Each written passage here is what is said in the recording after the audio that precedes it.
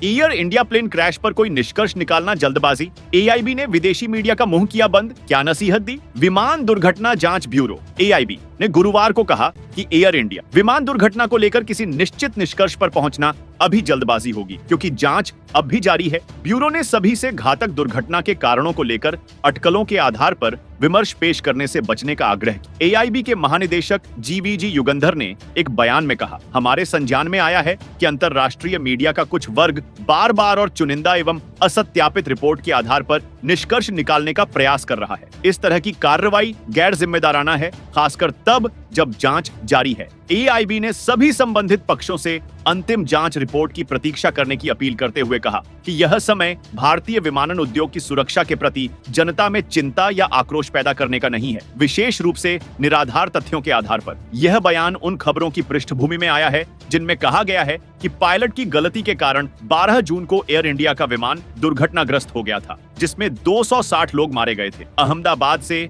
London के Gatwick जा रहा बोइंग 787 विमान उड़ान भरने के तुरंत बाद दुर्घटनाग्रस्त हो गया था। विदेश मंत्रालय के प्रवक्ता रणधीर जायसवाल ने साप्ताहिक प्रेस वार्ता में गुरुवार को कहा कि एयर इंडिया विमान दुर्घटना पर रिपोर्ट सार्वजनिक करने के लिए संबंधित सरकारी प्राधिकरण का इंतजार करना होगा। उन्होंने कहा, इसमें क्या है और क्या नहीं, इस बारे में बात करना अभी जल्दबाजी होगी, इसलिए हमें अंतिम रिपोर्ट आने तक इंतजार करना होगा। जायसवाल मीडिया में आई उन खबरों पर प्रतिक्रिया दे रहे थे जिनमें कहा गया था कि विमान का कैप्टन ही दुर्घटना के लिए जिम्मेदार है। दुर्घटना की जांच में सामने आए साक्ष्यों के बारे में अमेरिकी अधिकारियों के प्रारंभिक आकलन से परिचित लोगों के हवाले से वॉल स्ट्रीट जर्नल ने खबर दी थी कि विमान के 2 पायलटों के बीच बातचीत की ब्लैक बॉक्स रिकॉर्डिंग से पता चलता है कि कैप्टन ही था जिसने विमान के 2 इंजनों में ईंधन के प्रवाह को नियंत्रित करने वाले स्विच को बंद कर दिया था। युगंधर ने बयान में कहा, एआईबी की जांच और प्रारंभिक रिपोर्ट का उद्देश्य यह जानकारी प्रदान करना है कि क्या हुआ था। प्रारंभिक रिपोर्ट को इसी परिप्रेक्ष्य में देखा जाना चाहिए। इस समय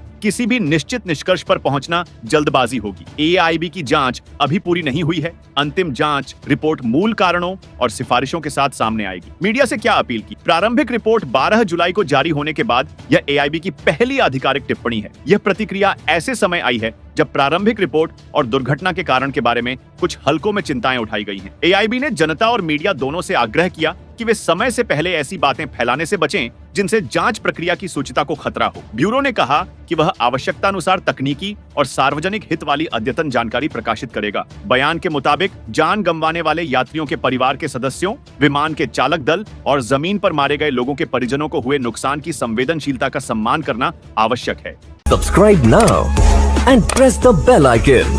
Never miss an update.